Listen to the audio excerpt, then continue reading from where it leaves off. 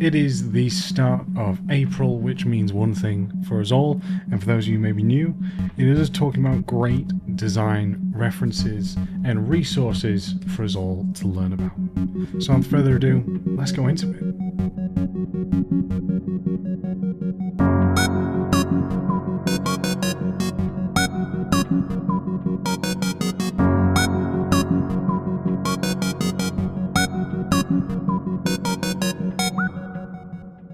Hey everyone, I hope you're well and playing and making the games that you all love. You're joining me, your host, lead level designer, Max Bass. Absolute pleasure to be having you with me, whether it be morning, evening, or night. Thank you very much for joining us. Really do appreciate it.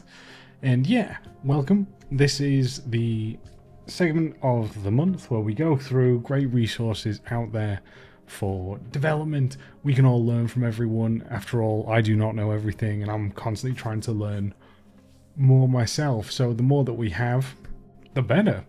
So we'll be going through a few different things. I will say this month, I don't know about you guys, and you know, everyone's different and finding different things. I really struggled to find anything that I thought was that engaging or educational. I don't know what it, well, I know what some things are. I think in February, again, there was a huge shift of layoffs again. Yeah, the Ubisoft. Who else did we have? Sumo, Bandai, Hi-Rez, BioWare. Yeah, so I mean, maybe that's part of the reason. I'm starting to see lack of elements out there. Yeah, I'm trying not to be too depressing, but I think it's been on my mind lately, seeing more and more amazing people lose their jobs, right? And especially it's the start of 2025, February when this happened. So yeah, quite a challenge. But yes, we'll try and keep positive. Energy's out there, guys. So yeah, the things that we'll go through, all of these will be in the description down below. So if you want to check them out, there will be a link to all everyone's great works here. And if you want to reach out and let me know about more amazing resources that I may have even missed, then please do put them either in the comments, email me, reach out to me on Twitter or Blue Sky. Plenty of places where I'd love to hear from you. Hey everyone, I just want to give a huge shout to hopefully have you vote for me for the GameDevHeroes. What we do around seems to be more focused on that of the UK, but focusing on celebrating those who contribute so much to our incredible industry. And it seems cheesy, I know, but I would really love for all of you, if you can, to take the time and vote for me for that of your Game Dev Hero. Now, I will send a link to this and have it down in the description below. But in terms of things that need to be filled out, along with your names and my name for your nomination name, which would be Max Pears, category design, my email is leveldesignlobby@gmail.com. My role is lead level designer, and the studio workout is People Can Fly. If you wouldn't mind giving back for me, giving to all of this incredible industry that I have for over the years, I would genuinely really appreciate this, as I would love to be part of this incredible ceremony with the Game Dev Heroes. Many of you know I've been doing the podcast now for I think 7 years, around there, crazy to think, along with sharing all of my talks out there for you to see, with books about that of exploration, traversal and combat, and most recently that of the level design kit as well. So if you wouldn't mind taking the time to vote for me and nominate me in the Game Dev Heroes 2025 nomination, I would sincerely appreciate that. So let's go to the very first one. This one was a recent surprise find for me, and this one comes from a designer called Andrew Chambers, who used to work at Blizzard, and in this specific video he's talking about the element where Blizzard, and this is not a normal thing, I just want to share with you from many of the game development studios I've worked at, where they have a separate day where they would allow their designers to get together, get talks from other designers, and learn from them and what they can hopefully improve as designers with their craft as well. And I thought it was just a really fascinating one to hear about. But he's talking about, primarily in this episode, where in AAA we kind of have an issue where we refine the edges, smooth out the roughness is how he defines it.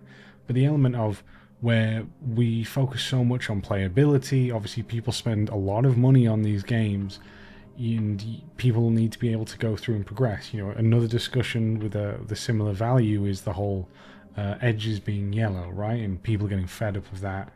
But yet people don't realize how if that stuff's removed a lot of time through playtesting, people don't know where to go, right? It's not necessarily the case for everything, but there are elements in that, right?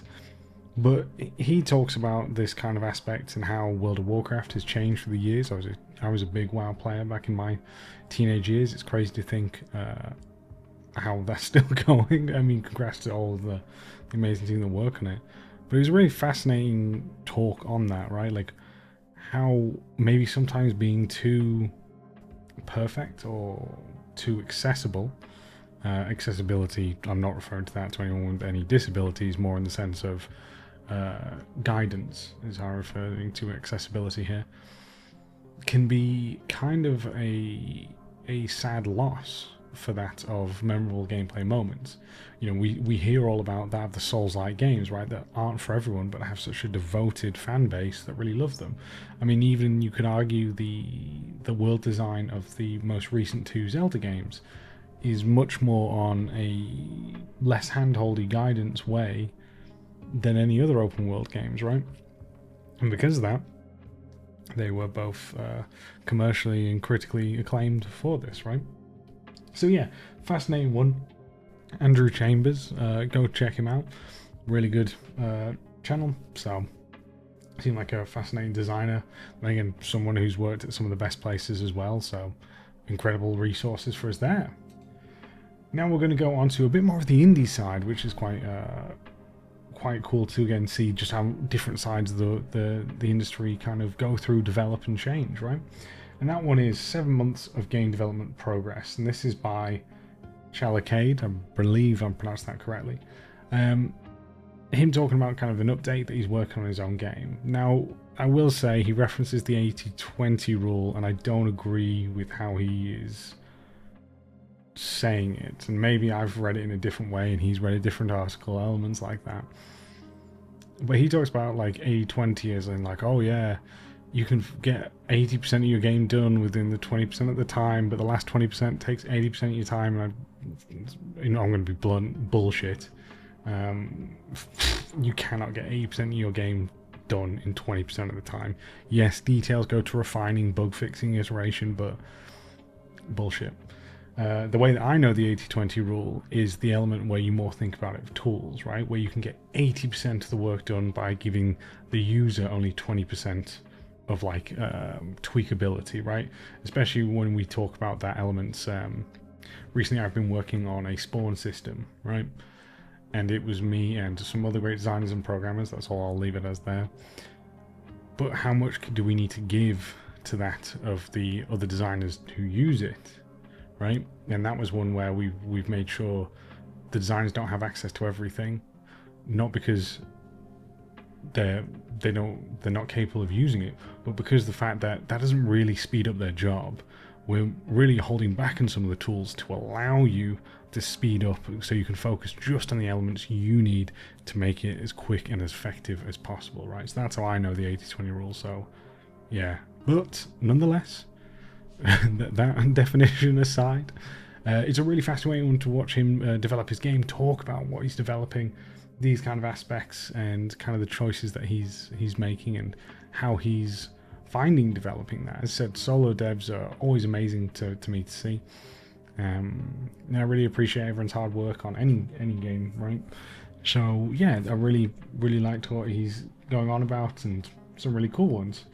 So that there's resource number 2. Instead of a traditional sponsor, what I'm offering now is that of joining the mailing list. Social media is constantly changing all the time, as we're seeing some people are leaving Twitter, others are choosing to remain, Blue Sky, Threads, all of this. So it's really hard to reach out to all of you incredible aspiring and current game devs. So what I'm offering here is that of a emailing list. So if you want to be kept up to date with all of the great level design news, as well as get your free guide, which is my 10 tips towards better level design, then please join the mailing list.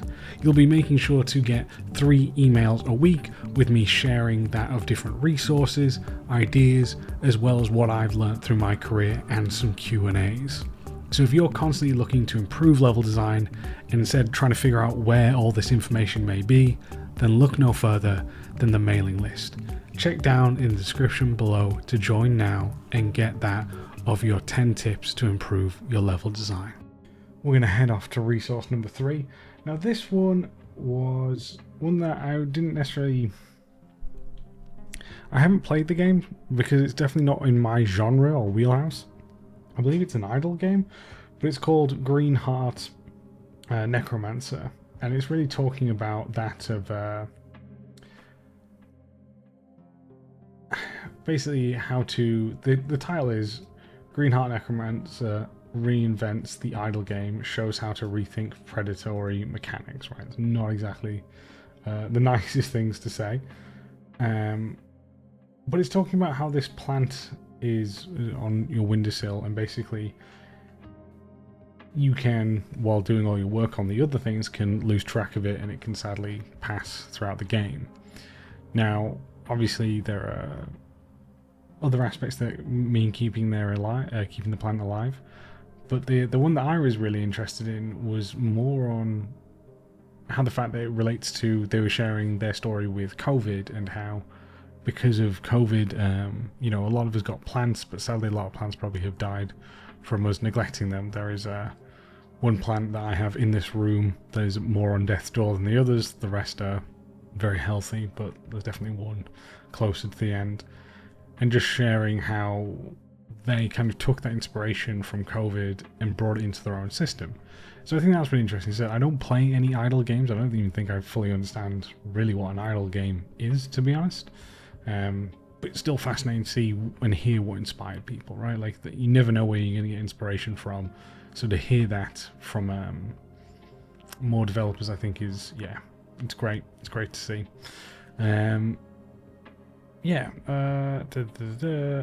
That was number 3. So number 4, this one is a breakdown of Doom Dark Age. I don't agree with the title. Is Doom Dark Age development details shine light on the state of modern AAA production? The article doesn't necessarily do that. It really more focuses more on, how do I say, like the great when I say accessibility, I actually mean accessibility in the sense of people being able to tweak things to help with that the interactability with the controllers, or that who may be having suffering from color blindness. And how they can tweak that, right? And talking about how it has basically looked into that with, for example, it gives an example of parry window timing that you can change and tweak. I don't necessarily, and again, I'm not on user accessibility, but from games that I've worked on recently, and yes, some are AAA, some are not, it's not really been spoken about that much, realistically, I'll be honest. And again, I might not have a seat at the table for these, and I will say it's more companies with a bigger budget that can do that, or will invest more into that, should I say. Not that other great indie devs or other AA studios don't, but as you're saying, we're seeing a lot of people being laid off, and I don't think people are gonna, you look at the cost, and I'm sure I've mentioned it plenty of times on this podcast, but when you find out Last of Us 2 cost $250 million for a single player game, don't get me wrong, it was a good game, and I think it was, looks amazing. You can never take anything away from Naughty Dog, but you watch that documentary and they talk about like how much money it cost for their accessibility, and you don't know if that actually rebought money in. And I hate to sound almost heartless in that sense, because I've had many of people in my family who suffer from disabilities, it is a challenge to make sure that there's are tackled in a great way. Similar to, like, you see great charities like Special Effects here in the UK, which really help, push that of devs and controller makers to encourage those who don't have full functions to play great games, right? Again, I've done some runs and raised money for Special Effects. Big fan of their work.